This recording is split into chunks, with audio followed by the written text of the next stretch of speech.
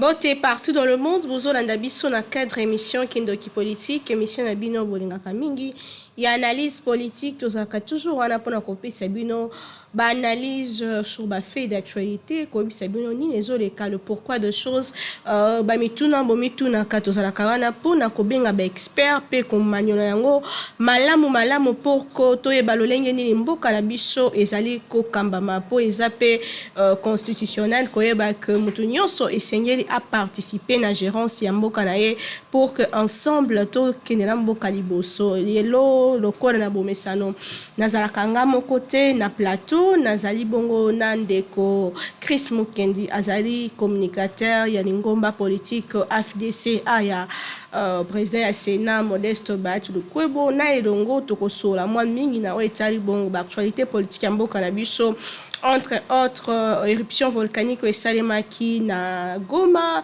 lisusu état de siège o elingi kozala prologue pour la micro 15 lisusu et ba question d'actualité loi sur la congolalité comment loi oyo mwana mboka Noël Tchania Pesaki kosenga que moto alingi ko briguer magistrature suprême et sengeli azala de père et de mère congolais donc ezali ko sa moi débat et longo toko solo la o etali bongo ba question d'actualité politique ya mboka na biso kasi tikana ibisa bino ke lelo oyonde plénière ekosalema na Assemblée nationale pour la koluka ndenge nini ko prolonger état de siège pour 15 jours ezalaki na demande ya chef de l'État na réunion na conférence de na réunion ya conseil de ministres et le cas qui semaine passée des chefs de l'État sengaki que état de siège ezala prologué pour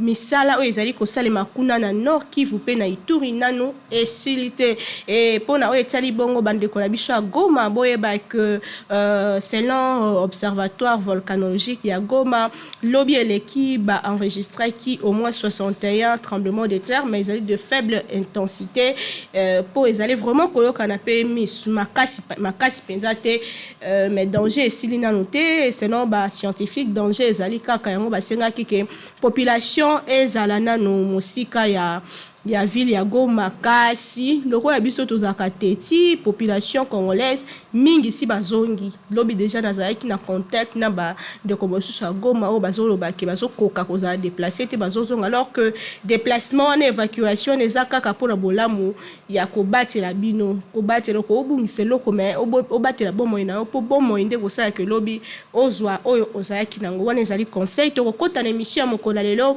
Kindoki politique toza bongo na monsieur Chris Mukendi azali communicateur ya FDC mwana mboka Chris Mukendi mbote na yo mbote mama Naomi Mpila mbote na bandeko nyonso obakozali baku ya kolanda biso na mokolo lelo to sepeli ko mona yo kozana na plateau ça fait un long moment tozo mona ote depuis okota na pouvoir ben na raso bo invité ngai donc je suis là pour parler avec les Congolais. Merci beaucoup. Lelo Oyo, état de siège, Toningi, chef de l'État, Sengi Keba prolongé en haut de 15 jours et qu'on a la débattu lelo la plénière et Assemblée nationale. Car c'est ce qui est tout ça la bilan, selon yo étant que analyste politique, peu politique en beau cannabiso, ce qu'il faut tout ça la bilan. Est-ce que état de siège a apporté quelque chose dans la situation sécuritaire dans Est RDC? N'a pas dit que état de siège au Mokondi Mboka décréta qui na ba province au Mibale à Nord Kivu na Ituri et apporté et belé na kati ya mboka. Et là vous allez à malamu c'est que FARDC na biso ba s'organiser de manière à ce que ba pesa biso communication à temps réel il y a mosala au bazali ko sala na kati ya ba province wana. Toza ko mona na nzela ba etandoike na ba réseaux sociaux porte-parole ya ba opération aza ko yebisa biso mikolo nyonso mae ezali ko sala makuna to moni que ba camp ebele ba bisika ba assaillant ba to bazali ko sala mobulu ba tchaki na nzela ezali ko zonga na armée congolaise ba barrière ebele ba tchaki na nzela ba irijaki na nzela pona ko kanga bato so baleki ba futaka mbongo ba barrière nyonso wana FARDC a bomi yango population azongi ko circuler normalement ba kwa mosusu tolingi mpe koba que mosala yango oyo bandeko bazali kosala kuna eza mosala kosila mbala moko boye te ezali mosala ya makasi kozongisa kimia na kati ya este ya mboka et puis bandeko oyo basalaka mobulu kuna bango mpe na badésarme te baza mpe kocontinue moke mais intensité ya makambo oyo bandeki kosalama ya solo avec décision ya mokonzi ya mboka ya kodécréter état de siège tomoni que insécurité bandi kokita mwa moke yango toza koencourager biso nyonso effort au FARDC na gouverneur militaire au bazali kosala na kati ya province mibale wana toza koencourager mosala wana et continuer pour que kimia ezonga effectivement na province ya Ituri na province ya Nord Kivu. Ce qu'il faut qu'on prolonge en gros, il faudrait que Kendeti combien de temps parce que aux assises de 15 jours alors que bandeli état de siège pensa moi qui mi kota qui masiko to qui moi ndungu peso e bandi ba mort et bandi ko continuer et ce qu'il faut qu'on prolonge en gros vraiment état de siège pour que kimia zonga totalement ko éradiquer insécurité il faut ça de combien de temps? Et qu'on soit temps au nyoso qui vient faisons en akati mboka. Oyebi la paix n'a pas de prix. Toyo sokolobate que bon état de siège to sali yango e umeli mwa mikolo belé to kata yango alors que kimi ezongi na STT. Ozomona. Donc but oyo mokonzi mboka a zwaki décision ko instaurer état de siège ezali pona kozongi sa kimia.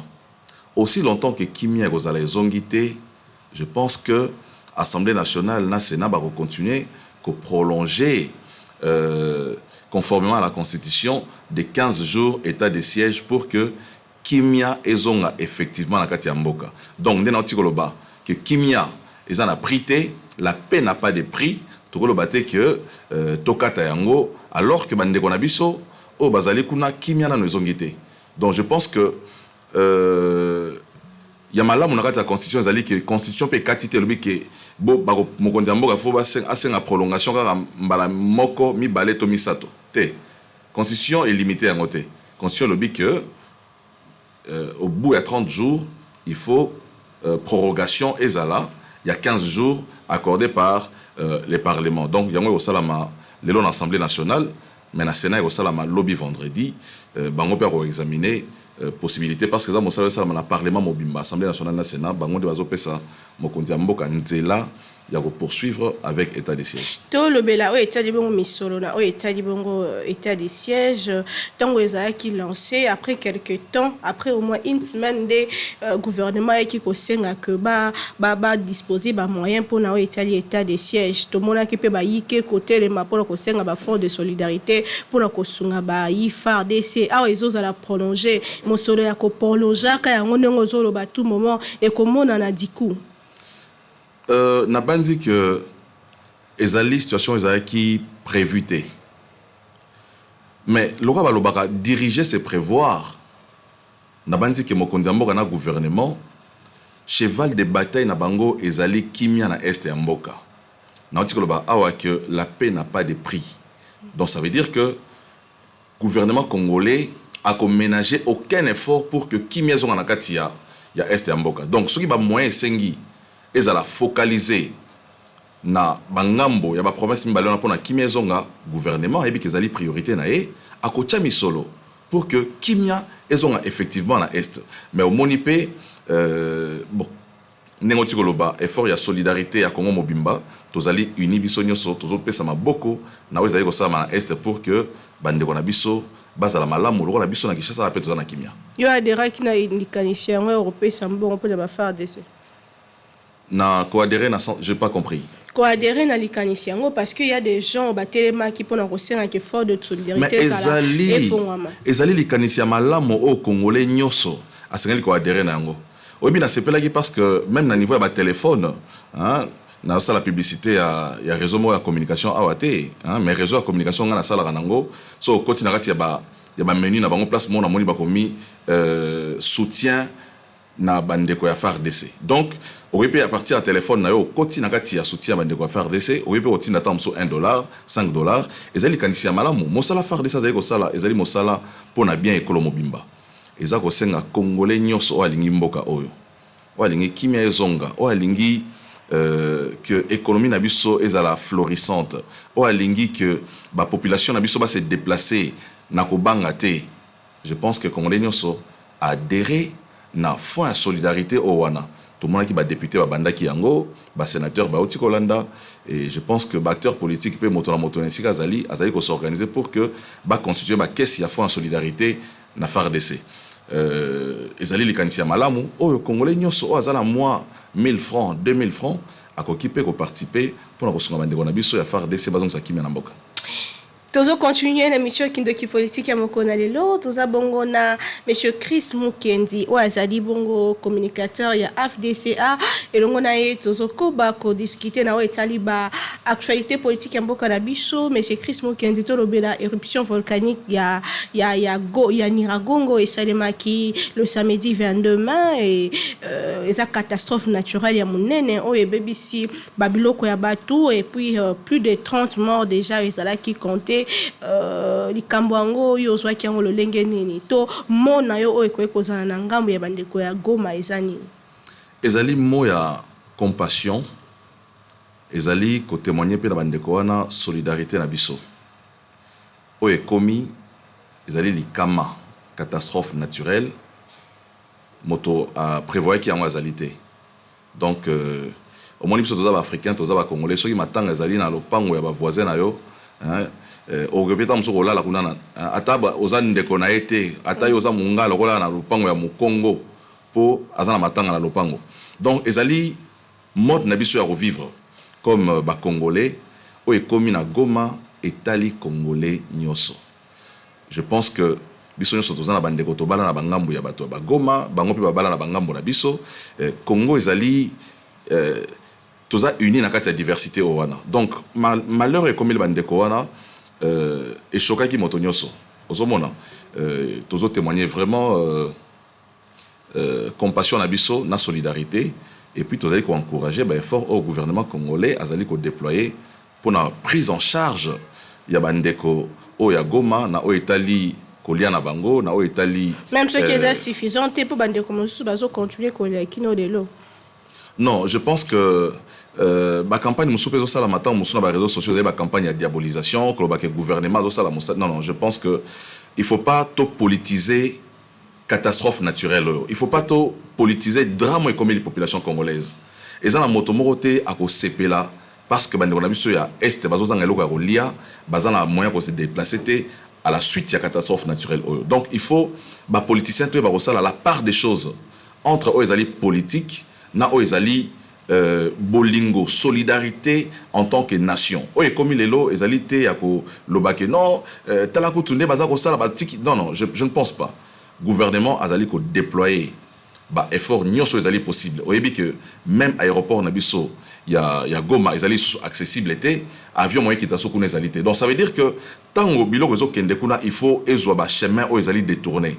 Et autres attendent mususu il faut que tananzela tant mususu ya Bukavu et que baluka na côté ya Giseni na Ruba vous pouvez que tanakati ya Goma bato ba bi géographie on va comprendre né naza ko expliquer wana ozomona ou bien il faut kitana aéroport ya Kigali pour na ko komisa biloko esika bandeko bazali. Donc je crois que nyonso on ezali mécanisme mo ezali facilité ezali difficile mais il faut pas ko politiser affaire oyo pour na ko boaka Sony to opprobre na gouvernement na biso o azali vraiment engagé na kosilisa pasi ya bande na biso ya surtout que mutumo ta provoquer ki yango pe donc écoute biso boy mais kasi ezali na likamusu sezolo ba ma sur ba fond o esengela ke pesa na observatoire volcanologique ya Goma depuis un moment depuis une année presque banda ozo ba fond na bango te internet ezali te moyen ba prévoir yango te parce que c'est catastrophe naturelle oui mais na 21e siècle on a ère de numérisation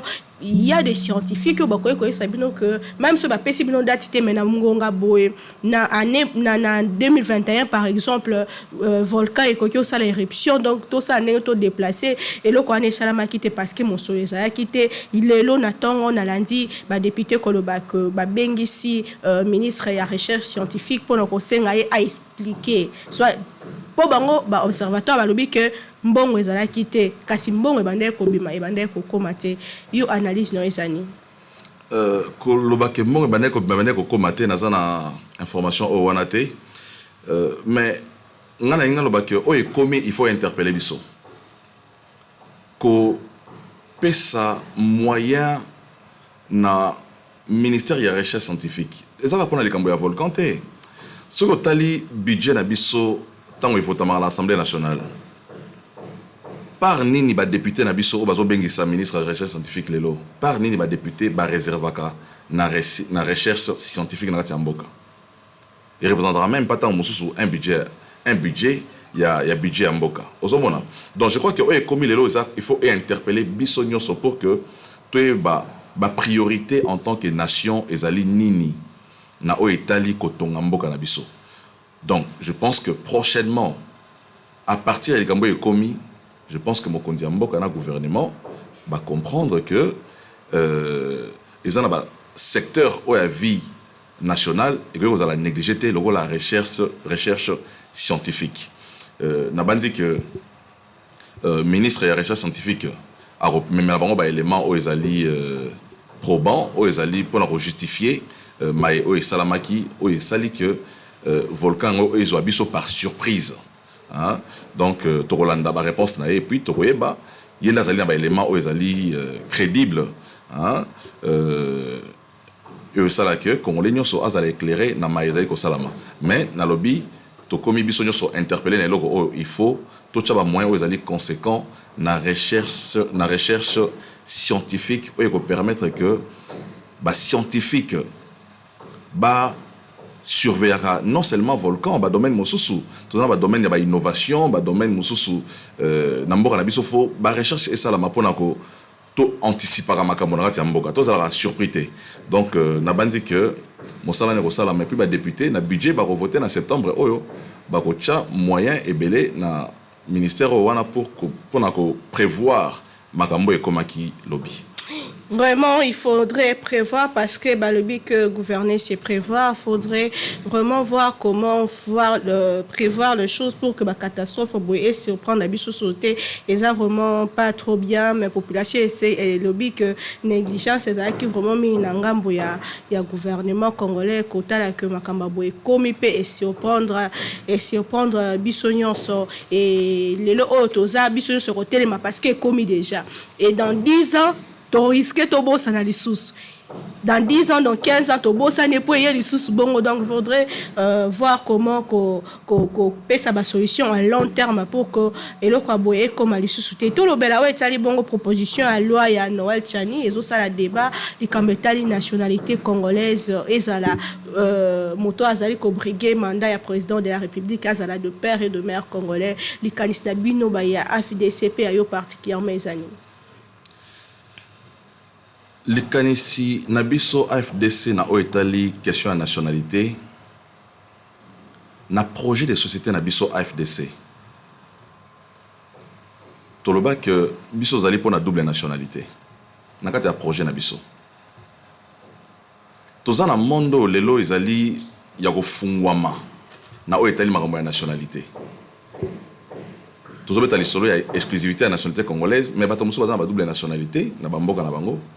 Bamboka mususu bazana ba plurinationalité tant mususu 3-4 nationalités ezali nango accepter la bamboka mususu mais biso Congo article 10 ya biso ya constitution toloba que nationalité congolaise ezali une et exclusive et koki kozala détenu te na nationalité mususu elingi loba que congolais akoki kozala te aza ye moko congolais ye moko baza so rwandais aza ye moko congolais aza moko susu zambien aza moko congolais aza lisusu ekolo mosusu ozomona donc ce oza congolais ozali 100% congolais d'origine oyo ndeko Noël Tchani a proposé na loba que Noël Tchani azali moto ya maele ya mboka azali politicien mboka pe tambola pe na ba proposition liberté d'expression ezali consacrée na kati ya constitution na biso. Liberté de pensée ezali pe consacrée na kati ya constitution. Toki ko pekisa moto te o azali na makanisi na epo na mboka aloba yango. Po azali ko sala la liberté na e constitutionnelle. sikoyo ekosenga na ba oyo bazali ba députés nationaux ou bazali ba sénateurs, parce qu'il faut te rappeler que Noël Tchani azali député te. Initiative ya proposition à loi motago salango azali député ezali sénateur. Noël Tchani azali ni député ni sénateur, mazali politique. Azui makanisi na ye akaboli yango na ekolo mobimba. Soki alingi alekisa makanisi na ye owana ekosenga ba possibilité mibale. Possibilité à liboso eza koluka soit un député soit un sénateur pour apporter proposition na kati soit ya Assemblée nationale to na kati ya Sénat sima parlement bango nyonso ba voter yango soki balingi to balingi yango te. Possibilité na mibale ezali nini ya ko passer na pétition. Proposition na asali yango comme pétition à faire signer yango na ba Congolais. Il faut récolter 100 000 signatures. Ceux qui ont mis proposition na yowana si magoza la débattu dans l'Assemblée nationale. Donc, oh Tchani asali ezali normal. Biso toza ko kamwa lelo ezali ni toza ko kamwa que proposition pas ezali loi te. Ezali proposition. Motazo kanisa. Motazo kanisa makanisi na ye eche mbilinga na kati ya mboka. Donc c'est comme si tolingi moto kanisa su na mboka te. Moto a proposé l'autre côté. Parce qu'apparemment, ils ont ciblé, je ne pense pas que la loi ait ciblé moto. Mais bâtonné, bazali ko se sentir visé par la loi. Vous avez la différence. Loi est ciblée moto te. Mais moto est aussi avant d'être allé ah makambo moto aza ko loba soki toke na ngoti na suka ngai na kozala lisusu te. Tika na bundisa yango sikoyo. Vous avez yango zo mona agitation nyonso eza ko sala na classe politique. Et comme guerre médiatique, oya lobby boya zongo siko. Et comme guerre médiatique, et comme ko toucher même na ba vie intime ya bato, vie personnelle ya moto, to zo mona ba chaîne na télévision, beaucoup zo moi si ya moto na libala na yebo bimisi e pour lo ba mususu o etalinda ko na plateau ya télévision, pour bino bozo se pelater na proposition motaza ko sala. Ozo mona. Donc on ezali biloko mo ezali illégal, toza ko encourager yango te. Mais ce qui vous a un argument où ils allaient contre l'argument où ils allaient avancer, vous pouvez présenter en intellectuel, vous pouvez présenter en politique, parce que tant que vous avez la politique, ça rappelle la vision pour Namboka nae. Vision à Noël Tchani pour Namboka nae, ils allaient que vous diriger Congo, il faut à la Congolais de père et de mère. À motiver proposition nae, à lobby pour la histoire, tout ça on a la frontière nabiso. Mais bah problème est belé to boy que l'obito za na président moko azali na ba origine douteuse soki to zubi tumba Congo lelo comme bundana Zambie par exemple to ka air moko ba armée zambienne kotaki na kati ya Katanga to ka masolo ya bongo. Bon imaginez siko soki boyoki que armée zambienne koti na kati ya Katanga et que président Nabino yazali zambien aza ko se retrouver na aza amnae motema na za na kati ya Zambie. Tant Zambie côté est tumbana RDC. Ngambo ni mokonzi no okende. Akokende ngambo ya Zambie, to ya ngambo na bino RDC. Ozomona. Donc eza exemple belé. Tozuneti notre landa lobby ambassadeur ya Rwanda. A lobby que pendant 32 ans azalaki congolais. Mais aza rwandais. Si le lobby soki neti moto ya bongo abi bon nga naza pe congolais maman nga pa aza na azalaka awa auti aussi ça kozala ambassadeur à Rwanda lobby na postulé en 2023 appela comme président à Congo. Donc tokondi manabiso parce que ezali loi na biso ya Congo moto arola mukana tongo lobby pe Abed Achour arola mukana ya lobby bon nga Abed Achour na botama na Congo na kozala pe président ya Congo lobby pe Jamal Alamuki a lobby bon nga pe na kozala parce que na tonga ki immeuble mo la Congo parce que na pesa ba congolais misato mosala na kozala pe président ya Congo ozomona. Donc ezali question mo il faut que traiter yango avec délicatesse. C'est vrai que la sensibilité politique ezali na kati. C'est vrai que bato moso bazali ko se sentir visé. Mais il faut tout traiter question Oyo en toute sérénité. Mais bateau bazo se sentir concerné, notamment ancien gouverneur ya Katanga, bango batali ici que bango basali mingi pe pour na RDC par rapport ya bateau ba yena proposition wana. Mais ko sala mingi elingolo banini. Mama obi Damso entreprise au sabiso Thomson la mer auto benga la mer. Asala mbula boni na kati ya mboka oyo. Mosala oya sala wana ko lesa biso na ba chambre froide nyonso to liaka Thomson Congo to le Thomson pendant plus de 40 ans nga bana na botama liaka Thomson tilelo siko ala muki pe na tongo mo bi OK nga lokwa na sali mingi na kati ya Congo na lesa bango ba Thomson na lesa bango ba sardine na sala usine na ngaya wana Congo allez na ko sape président Congo je ne pense pas. Je crois que Congolais tous a rendu complaisant makasi.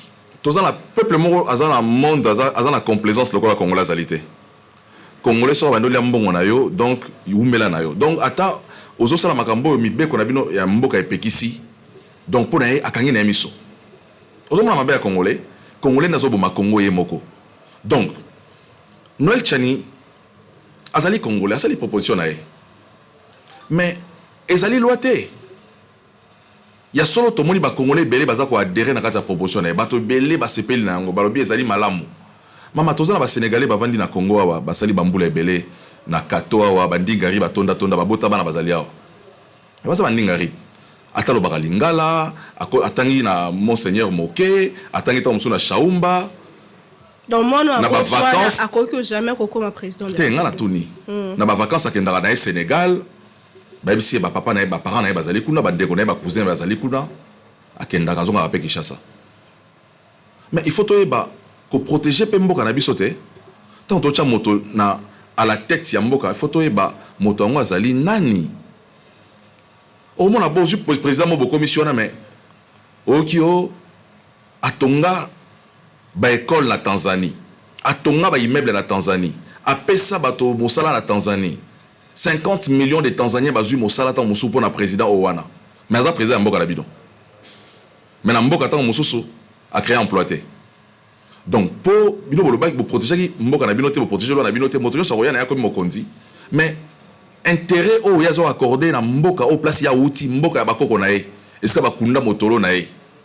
Aza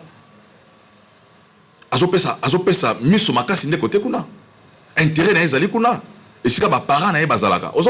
Donc, il faut, tant que tu dois aborder la question de fanatisme, de militantisme, tu dois aborder na motopio. Et tant que patriote. En tant que patriote, total intérêt à Congo ezali côté nini, intérêt à individu ezali côté nini. Sinon, on tombe sur la mukaboye, Indien ou mokonzi ba SKO yo akomi na EP président à Congo, hein?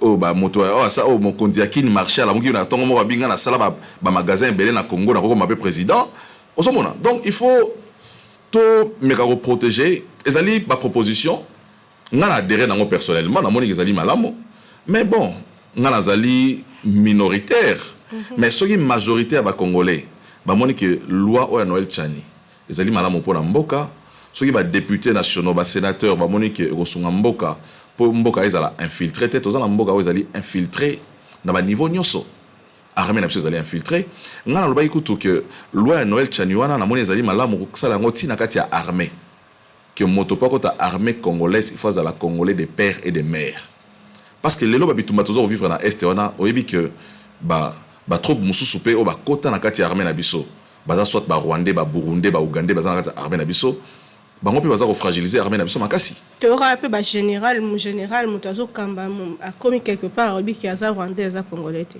ozomona donc bomoni nani Bosco Taganda awa bakangi ya comme na CPI a décliné identité na e akekuna comme congolais comme on a bien congolais aza rwandais ozomona donc ba bloka bongo il faut to silisa on na kati ya mboka il faut ton la complaisance ton la fanatisme ton la passion ton la n'habité militantisme ozomona oza la président dans un parti politique a comme congolais d'origine parce que tant mususu ba groupe ethnique au né conscient lobby ba groupe ethnique na bango ezaki na Congo avant 1960 et salika comme congolais mais ya mamusu a rosala te bolobité pour la fonction à président, il ne s'agit pas seulement d'un groupe ethnique pour les Congolais, mais il faut Congolais de pères et de mères. Au Noël Tchanasali, les propositions naïe, bon, bah député ne va pas trancher.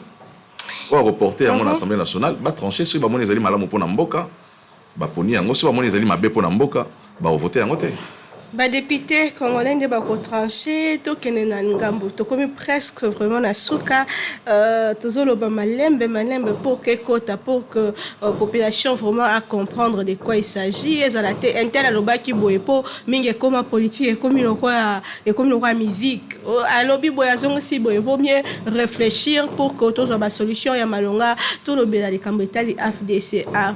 Apparemment bozola la baninga bazo rediminiser ba parti politique na bango tozo mona baninga bazo kende ba bandundu bazo kita partout bazo préparer 2023 bino bazo préparer 2023 té na bandi que chose dans la parti mo politique za préparer 2023 so eza moko eza FDCA mais bozo Canada bozo sa so eza mi balé FDCA eza nakati so eza limisato FDCA eza nakati au moni makamoni je salama na ba parti politique ils appellent monsieur l'accent la télévision té mosala todo sala mais ce portal na ba etandoike lelo ba chaîne à télévision toza nango plus de 150 chaînes à télévision toza partout mosala zego salama tozo préparer 2023 pour to se fixer ba objectif to se fixer ba défi biso na kata FDCA tolobi à l'issue de l'élection en 2023, AFDC faisait la première force politique dans l'Assemblée nationale. Et ça, défi majeur obso s'est lancé. Tout le il faut tous na plus grand nombre de députés que de partis politiques. Défi tous en yango. Donc tous en bunda pour yango pour que tous en bien représentés na o Italie ba institution future. Mon candidat biso mboka na o Italie 2023 tout le bas qui n'a pas été ngomba na biso tozali ko accompagner mokonzi ya mboka parce que azana ba ambition boka ki na passage na na Katanga na Lubumbashi alobaki akozala candidat na 2023 donc biso AFDCA tozali kotambola na mokonzi ya mboka son excellence donc beaucoup soutenir pour la 2023 pour soutenir rien en 2023 tozali accompagner en 2023 pour na second mandat na Tomoni kazali na makanisi ya malamu pona mboka tomoni kazali déterminé à comme changement na kati ya mboka azali déterminé à kosilisa corruption na kati ya mboka ya kosilisa impunité na kati ya mboka tomoni que ezali makanisi ya malamu abandaki ba effort na ye ya gratuité enseignement tomoni ndenge gouvernement de la République azali ko se déployer pour que gratuité yango ezala vraiment makasi na kati ya mboka donc to bandi que azala makanisi ya malamu pona mboka tolobi na 2023 comme constitution en mot PCA makoki ya kosala mandat mi balé biso FDCA tozali ko accompagner pour ça la mandat eza idée na bino to idée union sacrée pour mon continuer azali pe moko ya ba tête ya union sacrée question na ba aborder en tobi que ti lelo union sacrée dans nos structuré té hein eza coordonnateur té coordonnateur provincial structure nango dans le salarié vous risquez vous à la surprise en 2023 non, politique est en dynamique. Hein. Mais en 2023, Bisso, AFDCA, toujours accompagné Félix Tshisekedi pour un second mandat. Donc, dans l'État union sacrée, au moment opportun, la force union sacrée va se concerter pour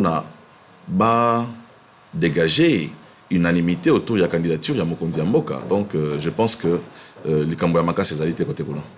Surtout que CG a eu de PSC au bac que Bunonion soit aux années union sacrée pour partager bilan. Donc, ils sont positifs, ils sont négatifs. Quand on le belom soutien pour partager pour vous ensemble. Tout cité na point où ils ont continué sa banne fil province à Kinshasa comme état embouteillage. Embouteillage est comme makasi yo étant que penseur étant que analyste il faut ça malelo pour que banzela na biso et fongwama et que passage à la normale la ville province à Kinshasa. Je crois que défi à liboso tozana ngo ezali qualité ya nzela obi nzela na Kinshasa nzela ezali susute otambola 1 km te na Kinshasa par na boulevard du 30 juin autant mususu otambola obandi Sosimat ou bien obandi Kitambo magasin ti na gare centrale au Tambola Malamu ou bien ozui boulevard Senwe au Keti na aéroport au Tambola Malamu. Mais à part Banzela Mibale wana Kinshasa mobimanzele za sauté. Je crois que ezali pe mbela dans un lancé na gouvernement ya république batala makambo ya banzela po nzela ezali lisusu te. Wana ezali likambo ya liboso. Ya mibale ezali pe mentalité ya biso moko bato totamusaka mituka na nzela. Toza na courtoisie routière te, toza na patience na nzela te. Ya misa tope ezali bato ba officiel. Na bisio mama na tambola na bamboka na mona mboka cortège etambola na mboka lwa Congo te. Pe bazwaka sens band mususu sens contre. Ministre aza na cortège na ye. Général aza na cortège na ye. Président de l'Assemblée nationale, président du Sénat, président de la République, directeur de cabinet du président de la République, procureur général, président de la Cour constitutionnelle, président CENI, président Sensa.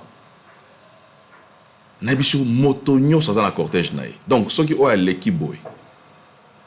Feu rouge écoute donc ba brûler. Mais na simana etala mi tukanyo sur landia lenzela et kangami. Je pense qu'il faut mosala ça m'a pe côté wana. Toyeba nani azokota na la cortège na kati ya mboka. Motonyo so kota na la cortège na kati ya mboka te. Ozomona. Ezali pe bandeko na biso musu pe ya wewa.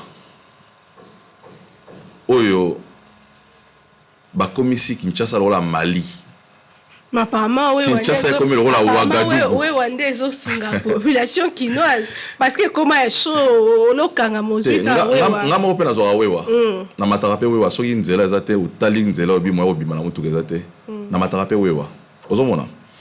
Mais il faut siko auto structurer pe transport ya ba wewa. Obi wewa azana plaque à immatriculation te. Wewa azana assurance te. Wewa azana vignette te. Ozomona. Je pense que vu la Kinshasa zo ka mbongo te, moi ya ngwana ozo mbongo pe ngwana. Ko sala ba plaque à immatriculation pour na ba moto. Ko exiger que moto nyonso ezala assuré. Ko exiger chaque année que moto e futa vignette pour tambola na nzela ya Kinshasa. Je pense que ce qui moto comme na moto na comme immatriculé a autant la peta musuna Lima parce que abike ba koki ko zoyer ba koki ko landela e so ka salimbe ba nzela. Ba accident e beleza pe na nzela, ba désordre tout ça parce que simplement anarchie eza makasi moto na moto zo manenga lingi. Mama obi auto école place ba na ko poussa moto eza wapi. Auto école place ba to na ko to bi avis eza na boulevard tout le monde ba auto école belé na Kinshasa ba to ko poussa motuka. Mais place ba na ko moto eza wapi. Eza ka vie na yemo wala ki se pe. Donc ozomona eza déjà comme ma désordre mona mwana moko comme ça mineur mazo ma moto. Azana âge esengeli pour ma moto mazo ma bato moni ba désordre na Kinshasa ba accident et belé hein aibi ko poussa moto te azo maîtriser le côté permis de conduire à moto. Exact. Donc ça biloko nyo sotoro luka toro ça la paix ekotsa mbongo na kati ya kesa l'état. Permis de conduire pour la moto, plaque d'immatriculation pour la moto, assurance pour la moto, vignette pour la moto. Biloko 4 wana et ça li que bambongo tozo luka pour na kobongisa banzela. Bambongo tozo luka pour na cha éclairage public na Kinshasa. Et mon année tozo na plus de 1 million ya ba moto na Kinshasa. Banda ba moto ndo tambola. Plus de 1 million. Imaginez ce qui moto moko il faut 5 000 francs et vignette na année. Il faut dire $20 il y a assurance. À somme $15 à plaque et immatriculation. À ça ici permis naé. Donc, tu recotes ça bon on a caisse à l'état et puis bon va servir pour que tu quoi améliorer qualité à ville nabiso, salité nanzela. Ozomona. Donc je pense que ba continue biso na o bazana tête à ville à Kinshasa, il faut ba me recoli ça moi makanisi pour que bacha à contribution apport oya bazo mangata Kinshasa eza apport moko économique eza ko aider so comme musala avant parce que ceux qui ont la rigueur na place musala aux taxi moko comme avant zalité donc pour la raison la mambu ya ba embouteillage il faut payer bakondibata la banzela secondaire banzela to kimaka pona ko désengorger banzela ya minene ba meka ko bongisa ko boka mabele ko bongisa pour que et meka ko sunga biso pe ba embouteillage kitata moke. Donc je crois que pour n'avoir tel embouteillage moi ba élément mbalé ça dans un ngo ya ko pesa yango wana kindoki politique ya lelo comme na suka na sepela ki komona pe service moko ya sika ya la police na nzela ezo sala pe mosala. Il faudrait aussi que ba renforcer bango pe pour que ba sala mosala susu kitoko makasi pour ceux qui bosali mosala bien biso ato betela maboko so bosali mabe to zala kawana po na ko pesa bino makanisi pe ko critiquer wana ezali pe mosala na biso. Donc il faut aussi que bino pe ba chauffeur surtout il y a 207 bosali des ordres makasi. Il faudrait que boté les mains pour que au salakapé courtoisie routière boy bandeng ni na kotambola pour que motonyo sera bimi na ndaku na ya koma musala na tangu elongo bani maître Chris a otiko pesa makanisi awa na bakondi ya ville ya Kinshasa so ibosai lango kozala vraiment malamu toluka nyoso place nini mbongo ko uta mbongo yango makanisi yango bozwa bosala bocha na misala. Émission lelo esili nazaki ne sengo ko présenter les bino yango to yambela ki bino monsieur Chris Mukendi azali moko ya ba communicateur ya disanga politique FDC na yeto sori mo mingi na o etali bongo ba question d'actualité kasi to yoki pe de kamwa sikeza ke FDC a ko soutenir mwana mboka Félix Tshisekedi na tango ba élection en 2023. Donc wana boza na bino pio ba msusu pe baza kata union sacrée boto ebino makanisi na bino te to bango au fur et à mesure. En tout cas na sepeli ko partager moment on a bino partout dans le monde matondo mingi mwana mboka Chris Mukendi ndengo tema ko yana na mituna na biso. Merci maman Naomi. Tokutani mokolo ya lobby pona émission mosusu na invité à Sika mais toujours avec le même plaisir. Na bosa na ko yebisa bino te tolongola ignorance pe tolinga mboka na biso.